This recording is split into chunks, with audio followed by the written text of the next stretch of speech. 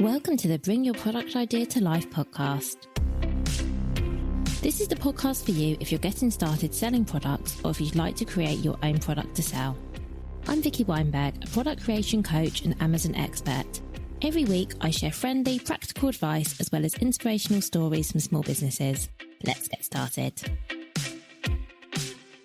Hi, so today on the podcast, I'm speaking to Finn Prevett, the co-author of The Positive Planner, the best-selling wellbeing journal brand that launched in 2017 and has since grown into a global multi-title business supporting mental health, self-growth and everyday wellbeing. I had a really great conversation with Finn. So we start by talking about the inspiration for The Positive Planner, how she built a community around the brand, why they decided to launch via crowdfunding rather than going down some of the more traditional routes, and about how just last year they were acquired by Penguin Publishing. So the books are now published by Penguin, and we talk about the difference that that's made for Finn and her co-founder Ali. So this was a really fascinating conversation. I really hope you enjoy it. There's lots to learn here. So I'd love now to introduce you to Finn. So hi Finn, thank you so much for being here. Hello, thank you for having me. You're so welcome. Can we please start by you giving an introduction to yourself, your business and what you sell? Yes, of course. So I'm Finn Prevett. I am co-creator of The Positive Planner. So we make planners and journals and they're all designed to support mental health and well-being. We're stationery lovers, so they're all very kind of stylish, elegant pieces of stationery, but they're there to support mental health and well-being. Amazing, thank you. And can you tell us a little bit about how the idea first came about? Yeah, absolutely. So it was, over 8 years ago now, which feels crazy to say. But yeah, in 2017 was when the idea was kind of born. Myself and my co-creator Ali both had quite young children. We were friends. We kind of knew each other from when we were living in London pre-children. We knew each other through a mutual friend, but we lost contact really. And it was not until when we both had very young children that we reconnected again. And the reason we reconnected is because we were both talking quite openly on social media about our mental health and how children had affected that and how we were kind of both struggling, which was kind of not something people really did back then. So we reconnected through that. And both of us had been drawn to use journaling as a way to look after our mental health. At the time, therapy was not something that was affordable or available to either of us. And honestly, kind of the standard route of trying to get help wasn't really helping. So we were both kind of drawn to journaling. And again, that just sparked a conversation between the two of us. I had never been a journaler. I'm dyslexic and really struggled at school. So I had this belief that I was not a writer. So it was very strange to me when kind of in the midst of postnatal depression, I was drawn to start writing. It's really simple. I just used to write a gratitude list at the end of each day, and I would do like lists to help me organize myself. And that was the kind of beginnings of journaling for me. Ali has always had a love of writing and is like always journals. She that kind of standard teenager that has journals with a padlock. And yeah, so for her, she was compelled to do it, but it certainly wasn't the first time she'd done it. So yeah, we just realized that journaling was so simple, so accessible, and that's something that's always been really important to us, to make accessible products that are kind of, a pen and a piece of paper. It's relatively inexpensive way to look after yourself, and it's really profound and can help so much. So that was kind of the early ideas of what has then grown into the Positive Planner. Amazing, thank you. So what were the early versions of the Positive Planner like? So were you creating something for Ali and yourself to use personally? Is that how it started? Or was it always the idea that you'd create something bigger? Well, I think initially we were just kind of playing with this idea of how journaling had helped us. I think, it was about capacity then as well. So for me, being someone that was new to journaling, having prompts really helped. For Ali, as someone who was really into journaling from a young age, but her capacity had changed with postnatal depression. Having prompts really helped her too, because, it was just that structure and ease.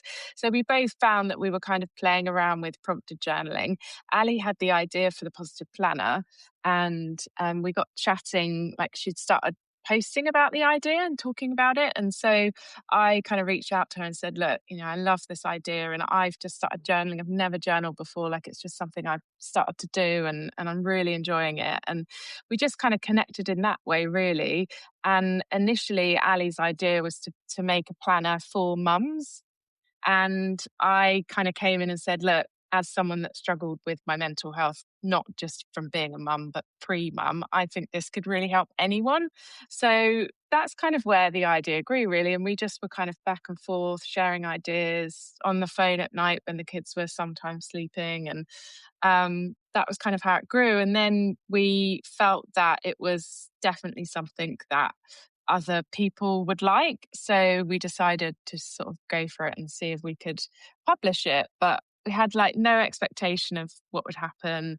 Obviously, no publishing experience. A little bit of design experience because Ali is a costume designer, and so she's kind of got quite a creative eye and she can design things. But this was, way back when sketches were not digital, everything was like done pen and paper. So yeah, very little experience, but a lot of determination. And so we decided to do a crowdfunding campaign.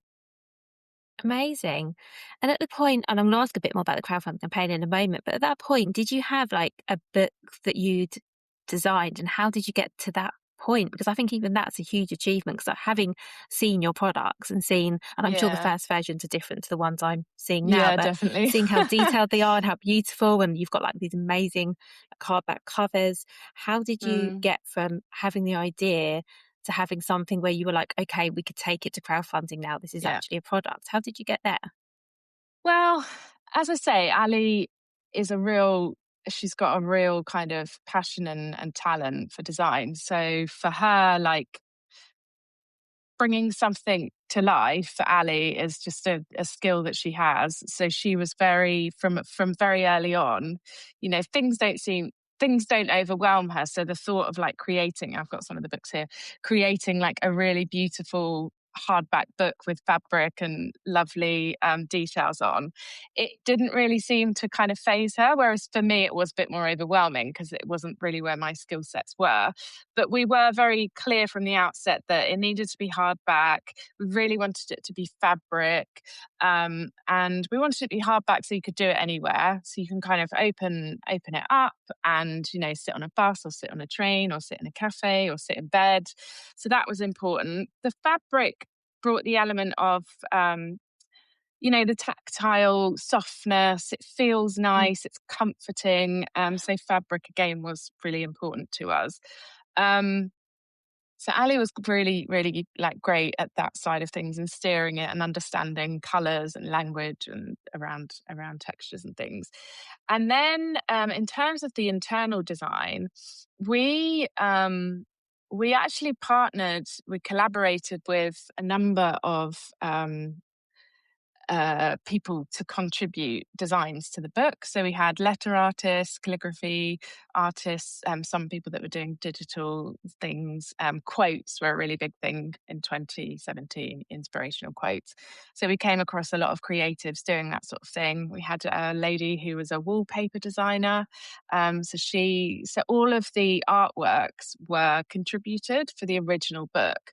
So it was that kind of collaborative element of community all coming together. And I guess we were all talking about similar things. We were talking about, the kind of the highs and lows and the reality of life, and everyone was sort of bringing their human element in their way. So it worked really well as a collaboration.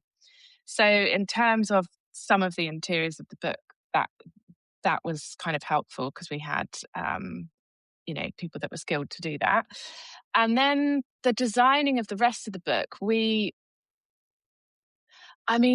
call them Can I swear slightly? Yeah, yeah, sure. We still today call them the shit sketch. So we basically make a shit sketch and then we work with a designer to bring it to life.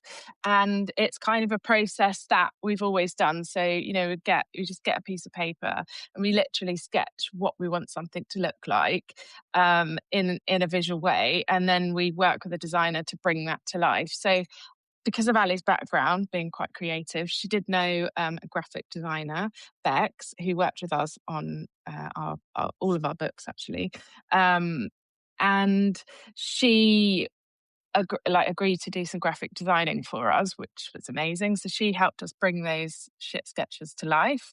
And then because we self-published, Ali's best friend's dad has a small publishing house in Bath, and he has a self-publishing element. So he helped us because, being published, we just had no idea. So it was lots of people really giving like support and helping us and cheering us along. And that's kind of what enabled us to get to the point of having this beautiful hardback book.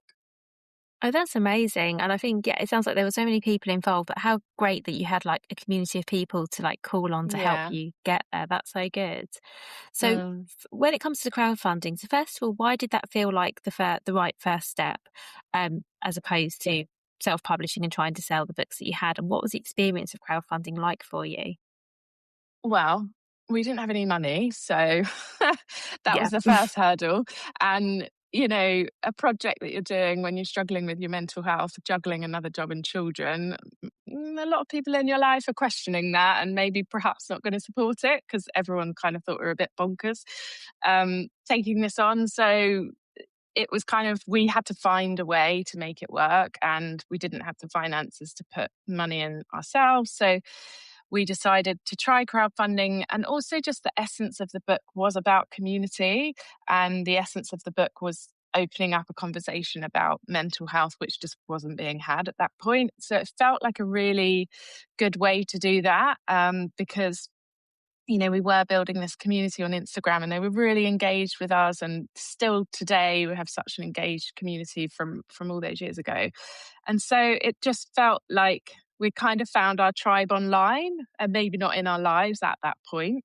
And so those were the people that were willing to invest in the idea. And so it kind of just went from there. And of course, like family and friends did support us and did like get on board with the crowdfunding campaign. But I think sometimes like when you're conceptualizing an idea or you're sort of going through something and it's almost easier to do it with like not your immediate community. It kind of almost feels safer. So yeah, we created this amazing like online community and just decided that crowdfunding was a way to leverage that. That makes a lot of sense, particularly what you were saying about the people closest to you, because I think you're right that Mm, often because they care about you and they don't want to see you taking yeah. too much, they don't want to see you fail. I think they can sometimes be a bit, I don't want to say negative, but maybe Mm, pessimistic. I don't yeah. know. I'm trying to Yeah. think of the right way of Definitely. saying it, but they're not always as enthusiastic as people who don't know you. And I think that's Yeah. because sometimes they're not the audience. Like if you've got family and Yeah. friends who Yeah. they don't journal, their mental health is in perfect Yeah. shape or whatever it Yeah. is. Or For they've them, never they might be like, experienced that. Yeah. yeah, Why would they might someone be need like, this? Yeah, and I think that's an important lesson to learn for business owners because, like, if I think back, I've done so many different things in business, but I remember, like, my first business, um, someone saying to me, "Oh, I don't think that sounds like a very good idea. Actually, I don't think anyone's gonna go for that." And I was so hurt at the time because I was only 20, and I was really like, oh, it really made me question it. And then actually it was really successful. And so I think I've always had that resistance in all of my businesses of people kind of saying, oh, but it's going to be a bit much, isn't it? Or, oh, I don't know if I'd really like that. And I think it's really important to make sure that you're getting your kind of advice or inspiration from people that understand your concept, because that's the opinions that are really valuable. definitely. And that's something Mm, like I remind myself this constantly. I was telling someone about an idea I had just last week and she was like, oh, are you sure? Is that going to work? And I mm, had to give myself a talking to after and say, this isn't yeah. somebody that's like the right fit for this. So of Yeah, course she doesn't think it's a good yeah, idea because she doesn't know that she isn't from that world. She doesn't have exactly. the issues And I'm trying we to we all solve. do that. We all do that ourselves. Like Yeah. I might flippantly say to someone else, like, "Oh, I don't know about that," or "That doesn't sound good." And there was one of my very good friends actually was really worried about me when I was first coming into the positive planner because I was struggling with my mental health and she did have another business and I had a baby. And she sort of said, "I just really think this is just not a good idea. Like you're just taking on too much, and I just like I don't think you should be doing this." And then about 18 months later, she said she walked into Waterstones in, oh God, what's the place? Piccadilly, or I forget which one. It was like a flagship, Waterstones. And like she saw the positive planner and she sent me a message like, "I'm just so proud and I'm sorry that I like doubted that you could do this because look, you've done it and you're in Waterstones." So it's sometimes hard to hear that from people closest to you, but I think if you kind of have a deep belief in something, then you have to just try to, you have to weigh it up yourself. There's a lot of internal work that needs to be done because sometimes things are too much and you do have to let them go, but sometimes they're really not, and only you can see that. Yeah, definitely. And I think what must have helped you though is that you had this community you were building on Instagram of people Yes. who were resonating with the products and with your mental health struggles. So I Yeah. guess did that give you confidence going into the crowdfunding that there were people out there that would benefit from the products? Yeah, definitely. Absolutely. Because you've got to kind of, it was just, I was also, we were both quite young when we had babies. I wasn't that young, but Ali was in her sort of, she was late 20s. I was 31, just, but none of my friends had babies. So literally none of them. My best friend had babies, but she had them when we were much younger. So we were at really different stages. No one around me really had babies. So my closest friends didn't really understand what I was going through because, you just can't unless you are. So that community that we were building on Instagram, it was a lot of parents, it was a lot of mums who just did get it. They kind of got the concept, they got what we were going through emotionally and mentally. And yeah, so they understood it. So yeah, it was important to find the right audience for sure. Definitely.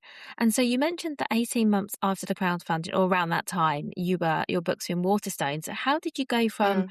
self-publishing, crowdfunding to suddenly being stocked in like a massive bookstore? Yeah.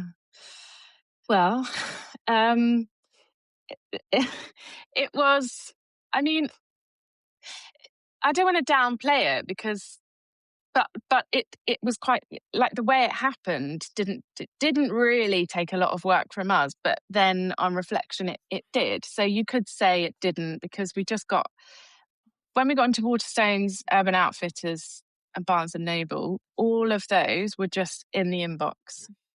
Urban Outfitters and Waterstones sent us a Instagram message. Wow. So with Waterstones, we got into foils first. And this amazing guy, Abel, that used to work at Foils and now has his own stationery shop, just came into the inbox and was like, "I love what you're doing. Can you come and have a chat?" So we went to London, we had a chat with him. He took two books on, put them in the shops, and then Waterstones took Foils over, something like that. So then they ended up also going into Waterstones because they'd been selling well in Foils. Um, but it's easy to downplay the hard work that you put in to make someone have the faith to send you that message into your inbox because they're not going to send it to a company that doesn't look like it's kind of got its shit together. So we were really kind of keeping ourselves relevant. We were keeping our conversation going. We were keeping the community going. We were coming up with new ideas, bringing out new products. And so I guess the professionalism of all of that with the personal story behind it, which I think has been a big positive for us to have that personal story, just made it intriguing to retailers. I think that makes sense. And I think you're right. It would be easy to downplay it. However, I think had you not done all of that work, to build up the community and talk about your mental health and talk about the products, Mm. they possibly never would have found you in the first place. Yeah, exactly. I mean, if you've got no online presence, obviously you can't really be a business without an online presence anymore. But if you've got a social media account or website or blog, whatever it is, and there's like posts from 5 years ago and nothing since, then no one's going to reach out to you. But but it's finding that balance, isn't it? Because but back then it was different. This is like 6, 7 years ago. Instagram was very different. But what that then gave us the confidence to do was in 2021, we did our first trade show. So we had to do it online initially, and it was top drawer. We had to do it online because it was COVID. And it went really, really well. And we met Oliver Bonus at Top Drawer, and then got into some other really cool retailers. So then the next year we did the in-person one. So we did Top Drawer, Spring Fair. Those are the main UK ones. So that was really the next step in the growth for our business. I think that's where I met you, actually, Top Jaw Yeah, 2022. Top I was Drawer. thinking back, I Yeah, think that was it. yeah. And obviously your brand grew quite quickly, and then you ended up with retailers in the US as well as in the UK. hmm So what do you think made the products resonate so strongly? Because it does feel like um, you had, it just feel like growth was quite rapid, and people were obviously resonating Mm. with your products, and there was a real need for them. I think so. We launched right at the end of 2017. So let's say 2018 and 2019. We had those 2 years before COVID. And during that time, we were getting traction and we got into Waterstones. We were in Urban Outfitters. And I just think that when COVID hit, it really forced a lot of people to stop and think about their mental health in a way that they never had before. And that could be because they didn't have time or they just never needed to. And during COVID, they began to struggle with their mental health. Maybe someone around them was struggling. So we noticed, I mean, it kind of, the business completely changed overnight. And I think another thing is people were craving routine during COVID. They wanted a routine and structure, and, guided journal gives you that. Our journals are morning and evening check-in, these particular ones. And so it gave that bookend to each day. And people would gift it. It was a nice thing to send to somebody during COVID. So I think kind of all of those things really helped our direct customer business to grow massively during 2020. And then off the back of that, we were able to do a lot more advertising. Our Facebook ads were performing really, really well.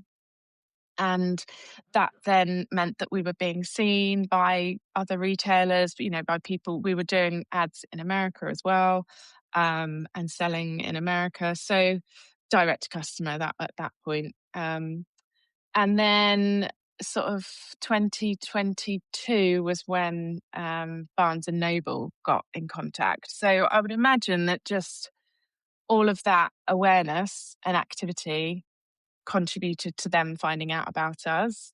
And I think that the human element, the story behind the brand, the humanity of it really helps. People like to kind of understand where it all came from. And they just look really good. As long as you love bright colours, then you'll love the way the books look. They look really nice together as well. So, when you walk into Waterstones and they've got them all together, it just looks really cool. So from a visual merchandising perspective, it also works really well.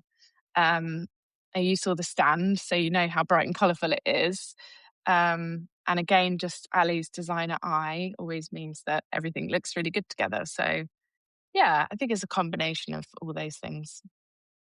Yeah, thank you. And I think as well that, by the way, this isn't taking anything away from the work that you've been doing, but do you think as well that, and I'm saying this anecdotally, but from what I'm seeing, mental health is becoming something people are a lot more happy to talk about. So Yeah, there are lots more people, regular people, famous people talking about mental health. yeah. There are podcasts about mental health. It feels like Mm, it feels like mental health is something we can talk openly about, and people seem much more open to yeah. say, I'm having a bad time, I'm struggling. Whereas, as you say, back in 2017, I had my son in 2016, and I suffered from Mm, postnatal depression and found it really hard to talk about because I yeah, felt like I was the only one. I felt like yeah, everyone else was happy with their babies and was having a yeah, lovely time, and it was just me. And I really yeah. feel Oh, like, I'm not having yeah. any more babies. Were I to have that same experience again today, I feel like I would be much happier to say, do you know what? This is hard. I'm Yes, struggling. I think the culture's absolutely. Yeah. shifted a lot, hasn't it? Yeah, massively, massively. Um, yeah, no, I think it's certainly helped, but I think we also feel really proud because we did play a part in that, and Mm. um, it takes, it definitely took a lot of bravery because I can remember in the early years, if I would like when people would, you'd meet people, what do you do? And I'd say about the positive planner. I would always be like, oh, here we go, because I'm going to have to tell them about my mental health, and then they're going to ask questions, and then it becomes and it felt quite vulnerable. Whereas now, if you say, oh, I make planners for mental health and wellness, people are like, oh, okay, cool, nice. There's no extra, like it's not loaded in the way that it used to be, which is great because it's become much more normalized to look after your mental health and well-being instead of reacting in a crisis. So yeah. I do, and I agree. I think it was great that you were doing it such a long time ago because someone has to go first. The fact that people Yeah. are okay talking about it now, there has to be someone or some people at the Mm, beginning doing it to kind of, I yeah. don't want to say normalize it, but you know what I mean, to make it part of the conversation. Absolutely. Someone has to Yeah. start it. So I Yeah. think it's amazing that Yeah. you were doing that. And I guess that's Yeah. also helped with, as you say, growing the brand and the story because people can see, you've been talking about this for longer than a lot of other brands Yeah. have. Yes. Yeah, definitely. And I think it's that vulnerability, but of, you know, mental health is never going away. So it's like your physical health, you have to keep looking after it. And so as someone that's grown up from a childhood with anxiety right up to now, I know that it's always going to be a work in progress. I'm never going to wake up one day and suddenly never get depressed again. It's just so our tools are there to kind of just be that constant companion, and we never promise that it's going to cure you or take away, the way that you feel. But it's just a gentle companion to kind of have an honest space, and because they're prompted, it just takes away the load if you're many people don't, they feel quite intimidated by a blank page, like do some journaling, here's a blank page. So it just makes it softer and more accessible. Definitely. I think it's a positive planner was the first guided journal I ever bought years ago before we met. And I really like Yeah. the fact that it was telling me what to write about because, as you Mm, say, a blank page is really intimidating if you don't see yeah. yourself as a journaler or a writer. Yeah. So, so last year your books became published by Penguin, which is a huge milestone. Can you tell us a little bit about how that came about? Yes, definitely. Another one of those situations where like lots of people that love us had opinions, lots of people around us, good and bad opinions. But we just knew that um, we wanted to be doing things in a new way, in a different way. Um, Really, what it was about for us was relinquishing some of the parts of the business that had meant we had no capacity or time or finances for like growth artistically or creatively. So it had just become really like um, a logistical operation in terms of getting books printed, shipping them, fulfilling orders, the accounts, finding lost products or dealing with damaged books, or, kind of, it was just become a logistical machine. Thankfully, we had amazing team, particularly Hazel, Ali's sister, who you met many times. And I mean, you know, because we worked with you, how hard we worked and how many plates we were spinning. So, growing in America, we were doing Amazon, we were it was just constant up leveling, constant, okay, now we need to up level the fulfillment. Now we need another warehouse. Now we need another partner for this. Okay, now Trump's come in and shipping's gone up 4 times. And so now we need to factor that in. And it was just constant. And I think we just had like a realization about this time last year that we just weren't enjoying it anymore. And it was actually like having a detrimental effect on our own mental health, which seemed crazy but it was a bit of a wake up call. I think we were both like, this is not enjoyable. We love what we're doing so much. We love the products, and we believe in the methodology and the concept so deeply. But showing up to work in this way every day is just not enjoyable anymore, and it's not sustainable. We decided that we needed to just completely switch up how we were doing things. And that was when we started having conversations about finding a publisher. And our dream was to find a publisher that would allow us basically to focus on the creative side and the community side and writing new journals. So that was kind of how we went into it. And yeah, we got a great outcome. We spoke to I mean, we didn't know where to start. So, but we knew like what we wanted the outcome to be, but we didn't really know how to get there. We had been approached by a publisher in 2019, and we had a publishing agent work with us whilst we decided whether to go with them or not. We decided not to, but we reapproached our publishing agent, Jane, and just said, look, we think now is the time to move into publishing. What do you think? And at first she was like, well, I don't really know why, because you're doing so well. Why would you want to hand it over to a publisher? And that was how all the meetings began with the publishers as well. So we had lots of meetings with different publishers. But once we explained to them, then they totally got it.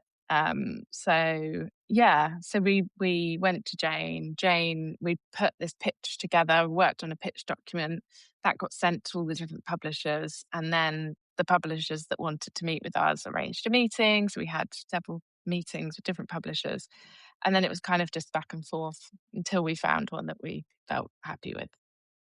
Well, that's amazing. And like so I guess it now enables you to work differently. So what exactly has changed for yourself and Ali now that you've moved to working with Penguin?